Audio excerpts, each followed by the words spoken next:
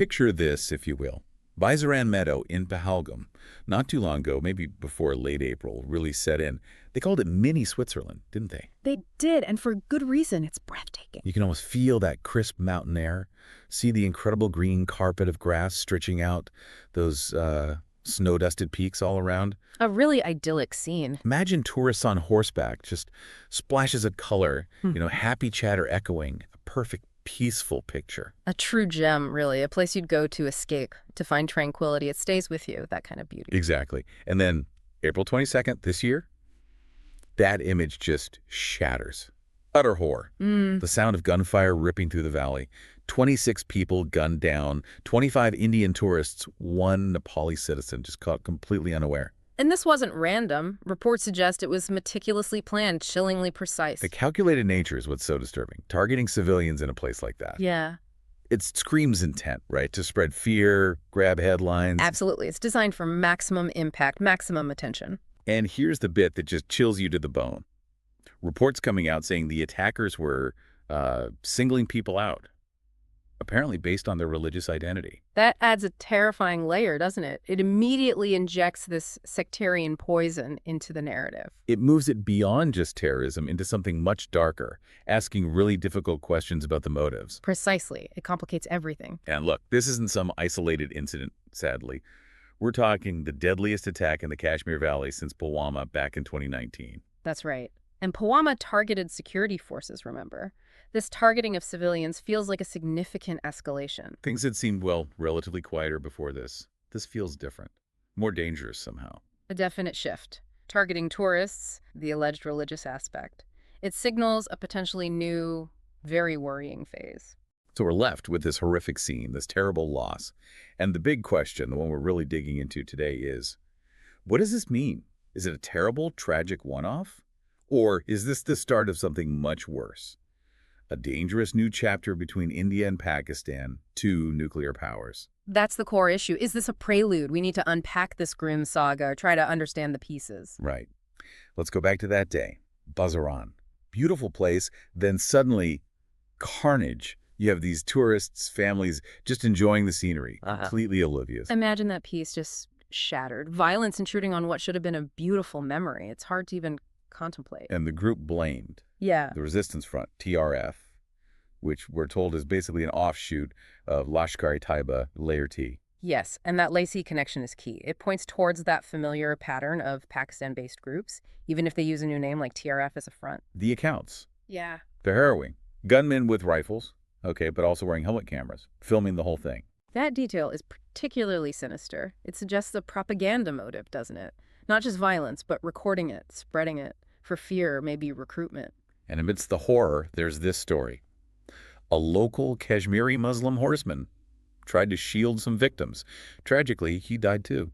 An incredible act of bravery. It just cuts through those simplistic us versus them narratives the terrorists want to push, shows the shared humanity. Such a powerful counterpoint. This whole rampage, this nightmare, it apparently lasted only 15, maybe 20 minutes. 26 lives lost. Just like that. A horrifyingly efficient burst of violence. It's left a deep scar. So why Baisaran? It's not exactly Fort Knox, is it? Seems an unlikely spot for this kind of attack. Well, that's likely why they chose it. It's vulnerability. Popular spot, draws crowds, yes, but it's quite open, relatively isolated, no immediate heavy security presence right there. The nearest army camp was, what, 20 kilometers away? CRPF maybe 4 or 5? Not exactly right next door. Exactly. And it seems there was this perfect storm of factors. Local tour operators were apparently eager to kickstart the season, get that pre-Amarnath Yatra tourist rush going early. And they didn't coordinate with security, just went ahead. That seems to be the case. The push for tourism revenue might have, well, overshadowed basic security coordination. It created a gap. And then intelligence reports apparently showed private companies didn't even tell the local admin they were bringing tourists in. Yeah. That's not just an oversight. That's a huge failure. It points to a systemic breakdown, doesn't it? More than just a lapse. A gaping hole in the system, really. Created by maybe prioritizing business over safety protocols. Which leads us straight to the intelligence failure question. This feels massive. Epic proportions, you could say. You have to ask, how did heavily armed terrorists slip through? How was this attack in such a known tourist spot not anticipated? Were warnings missed? Or was the intelligence just not there? Or was it ignored? Those are the critical questions. In a region like Kashmir, with its history, an attack like this, it raises serious doubts about the current intel and security setup. And you wonder about that balance. Yeah. Projecting normalcy, boosting tourism. Did that come at the cost of security vigilance? It's a constant tightrope walk there. Promoting the economy is vital for locals, absolutely, but it can never, ever justify compromising safety. This tragedy is a brutal reminder of that potential trade-off. And the fallout for Kashmir's economy? Devastating. Tourism was just starting to recover. Now this, right before the main summer season. Oh, the impact will be huge. And long-lasting, I fear. It creates fear, uncertainty. It'll deter visitors. The people who depend on tourism, they're the ones who suffer most directly. Now, India's reaction was swift, rhetorically at least. They immediately pointed the finger at Pakistan. The military, the ISI intelligence agency, said they used TRF as a proxy. Yes, that's the standard playbook, isn't it? Accuse Pakistan of using proxies, allowing Islamabad some plausible deniability. And TRF. They claimed it at first, then quickly backtracked, which is also pretty standard procedure. A common tactic. Claim, deny, create confusion, obscure the handler's role across the border. But India seems very sure. They say their intelligence points directly to Pakistan. They've even named names Lashkar and Hizbul Mujahideen commanders, this shadowy figure, Saifullah Kazuri. They even named the alleged attackers 2 Pakistanis, 1 local, put a big bounty on their heads, 20 lakh. The level of detail suggests India feels pretty confident in its intel. Naming names, offering rewards, it signals they intend to pursue this seriously. And they're drawing parallels to the Chhatasingpura massacre in 2000, where 36 Sikhs were killed. And of course, 26/11, the Mumbai attacks in 2008, 166 dead. Connecting it to those past attacks reinforces India's narrative of long-standing Pakistan-sponsored terrorism. Chhatasingpura also happened during a high-profile visit, remember, and Mumbai. The scale was horrific. The timing here feels deliberate too, doesn't it? PM Modi was visiting Saudi Arabia. The U.S. Vice President was in India. Seems like an attempt to embarrass India internationally. The timing certainly is suspicious. Hitting during major diplomatic events maximizes the political fallout, sends a message globally. And then there's this context. Pakistan's army chief, General Asim Munir, had recently made some quite hawkish anti-India remarks, framed Kashmir in very stark Hindu-Muslim terms. Yes, that rhetoric is concerning. It definitely risks inflaming tensions. And this attack came shortly after elections in Jammu and Kashmir, which solidified its status as a union territory, something Pakistan strongly opposes. The timing, post-election, post-Munir's speech, it strongly suggests a potential link between the political climate and this violence. Pakistan signaling its rejection of the normalcy narrative. So was Munir's speech a green light, or just part of a broader strategy to undermine India and Kashmir? It's hard to say definitively. Could be both. His words might have emboldened militants while also serving as a diplomatic signal from Islamabad. And Pakistan's response? Predictable denial. Called it a false flag operation by India. Standard denial. It's become almost automatic, allows them to deflect and maintain their own narrative. Meanwhile, things are tense along the line of control of the Lost Sea. Reports of fighter jets, military exercises near the Shalem River. Feels like both sides are posturing, getting ready. That heightened military activity is a worrying sign. Increased alert levels, potential preparations for retaliation. It raises the risk of accidental escalation significantly. So PM Modi condemned it strongly, vowed to hunt down the perpetrators. But unlike after Pulwama, there wasn't an immediate Balakot-style airstrike. Not yet, anyway. Right. The public condemnation is expected. But the strategy seems different this time. More multi-pronged. It feels less about immediate military payback and more about applying pressure elsewhere. Exactly. A more calculated, perhaps broader response. Like the economic front. Closing the Wagah-Atari border crossing. It's symbolic, maybe not huge trade, but it sends a message. It does. Disrupts a limited trade, acts as a clear rebuke. And telling Pakistani nationals to leave India, cutting down staff at Pakistan's High Commission in Delhi. That definitely signals displeasure.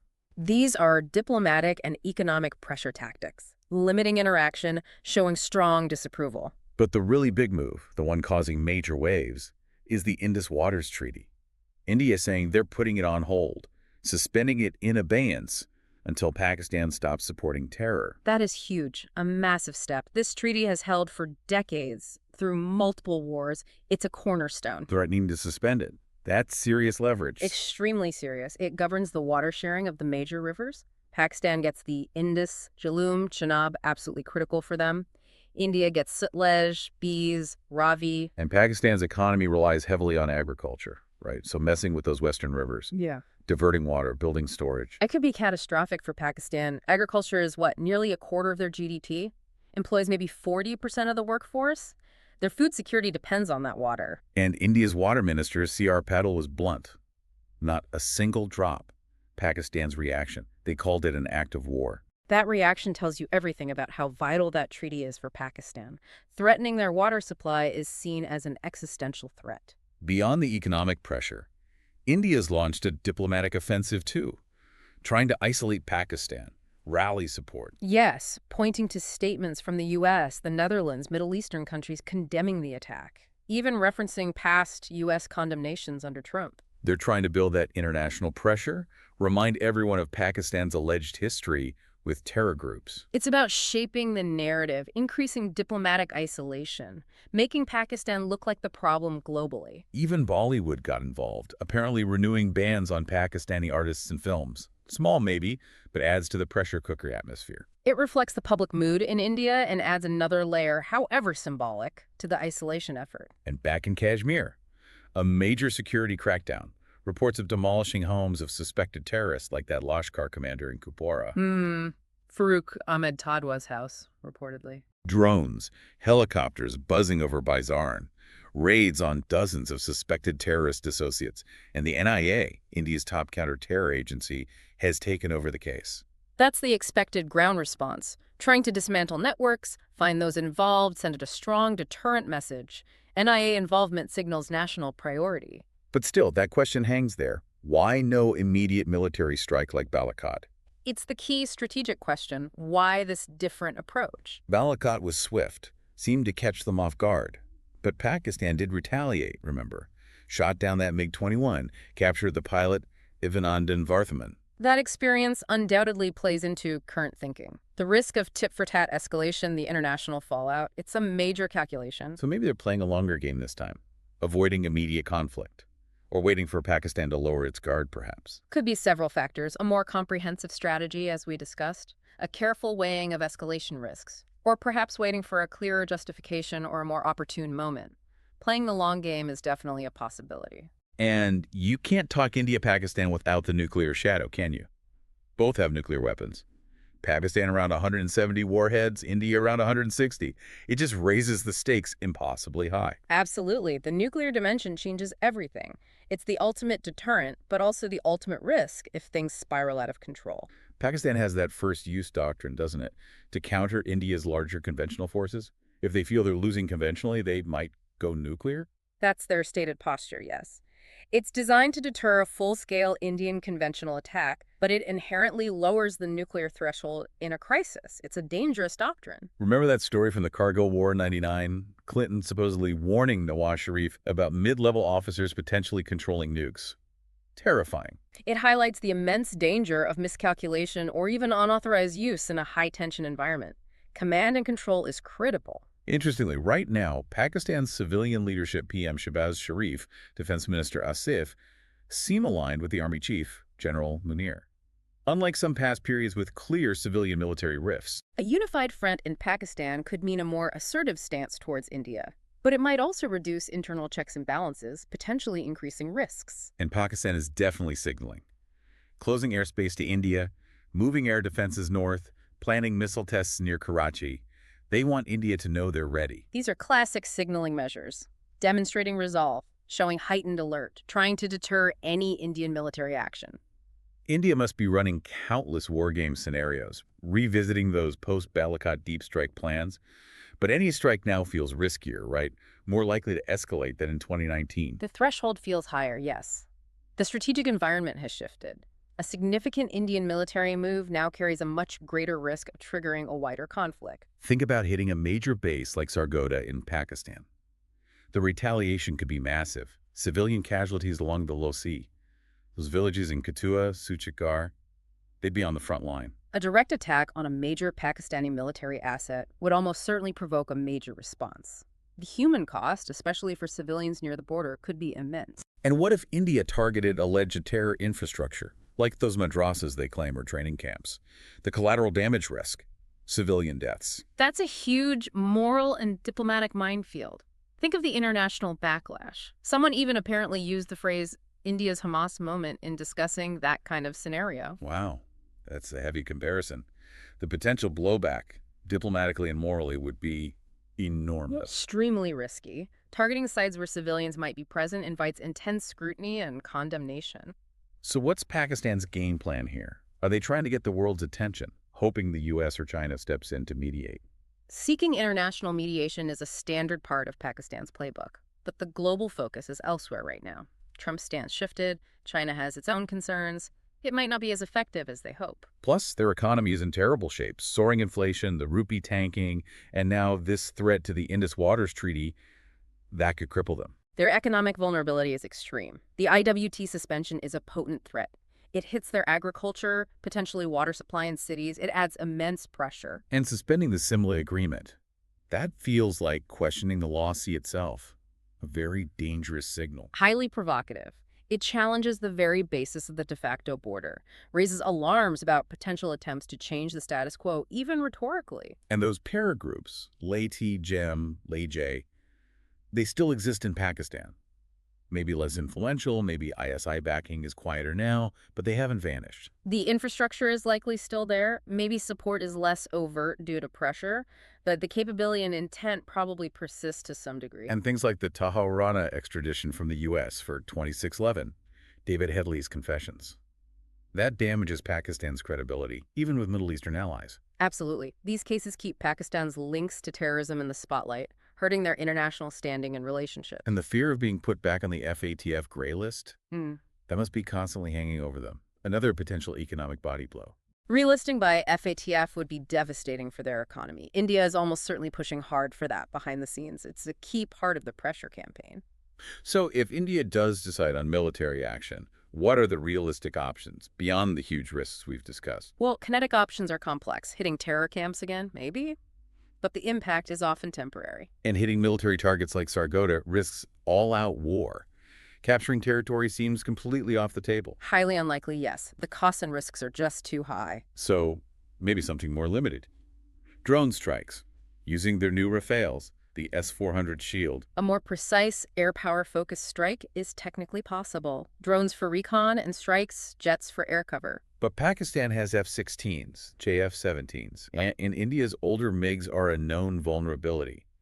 Air power and surveillance upgrades seem crucial for India. Pakistan's air defenses are not insignificant. Any air operation needs careful planning and superiority. Modernization is key for India, yes. What about non-kinetic cyber attacks, like that alleged Chinese attack on Mumbai's grid? Could India do that to Pakistan? Cyber warfare is definitely part of the modern toolkit. India has capabilities. Disrupting infrastructure without physical attack is possible. But the risk of retaliation in kind, it's huge, yeah. right? And attribution can be tricky. Exactly. It's a double-edged sword. Retaliation is a major risk, and proving who did what can be difficult. And psychological operations. Trying to influence opinion inside Pakistan, undermine extremists. India probably has a tech edge there. PSYOPs, information warfare. These are tools states use. Leveraging tech and media to shape narratives is certainly possible. Then there's Kashmir itself. These reported protests against the attack. That seems really significant. Maybe a sign sentiment is shifting? Pakistan's influence waning? If those reports are widespread and accurate, yes, it could signal a real weariness with violence among Kashmiris, a desire for peace. People like the Gujars, Bakarwals, reportedly tired of being pawns. But India has to build on that, right? Earn trust, foster unified local leadership, show real benefits. Absolutely crucial. Trust building, responsive governance, tangible improvements. That's the path to long-term stability. Article 370's abrogation caused resentment, but recent events show a complex picture. And the world's reaction. Condemnation, support for India from the U.S., Netherlands, Bollywood even, but no concrete help, like weapons or intel, it seems. Diplomatic support, yes, but tangible military or intelligence aid hasn't been publicly offered, as far as we know. Iran offered to mediate, but that's unlikely to go anywhere. Middle East seems warier of Pakistan post-2611, post-Rana. Iran's influence here is limited, and yes, perceptions of Pakistan have shifted in parts of the Middle East due to terrorism concerns. China's silence is interesting. Maybe worried about their Belt and Road investments if things destabilize. China values stability for its economic interests. Regional conflict is bad for business, especially the Belt and Road. Their silence is likely calculated. So India's goal seems to be shame Pakistan internationally, prove ISI links, push for FATF relisting, kind of slow burn approach. Yeah. That appears to be the strategy. Sustained diplomatic and economic pressure. And meanwhile, the tough job of securing Kashmir continues. Tracking terrorists, needing local cooperation alongside tech like drones. It requires both. Technology helps, but human intelligence and local trust are indispensable in counterterrorism. So is this maybe a war by other means? This economic, diplomatic pressure, the security crackdown in Kashmir? Could that actually be more effective than a military strike? It's a plausible interpretation, leveraging non-military instruments of power to achieve strategic objectives without risking full-blown conflict. Because another attack like Baisaran, Pakistan surely knows that would be disastrous for them. Global condemnation, maybe even nuclear brinkmanship. I must understand the risks. Another major attack originated from their soil would be an incredibly dangerous miscalculation with potentially catastrophic consequences. Which probably explains the denials, the military posturing, trying to manage the situation. But that large sea, it's still a tinderbox. Miscalculation is easy. Extremely volatile. A small incident could escalate rapidly. India is showing strategic restraint now, but you're right, it's probably not indefinite. And Pakistan banking on international intervention seems like a huge gamble these days. Restraint has limits, and relying on the international community to step in during a major crisis is, well, optimistic in the current global climate. So we come back to it. The Baisaran Bloodbath wasn't just a localized horror, it's a major escalation. It has implications far beyond Kashmir. Absolutely. It's pushed the situation onto multiple fronts. India's response isn't just military thinking, it's economic, diplomatic, internal security, trying to squeeze Pakistan, perhaps, without open war. But that nuclear danger, it hangs over everything. It's the ultimate sword of Damocles in this relationship. It ensures the stakes are always incredibly, terrifyingly high. So as the world watches this high-stakes game play out, the real question is, isn't it? Can India and Pakistan step back from the edge? Or is the shadow of a new, even more dangerous confrontation already falling upon us? That is the critical uncertainty we're left with. A deeply sobering thought for the entire region and indeed the world.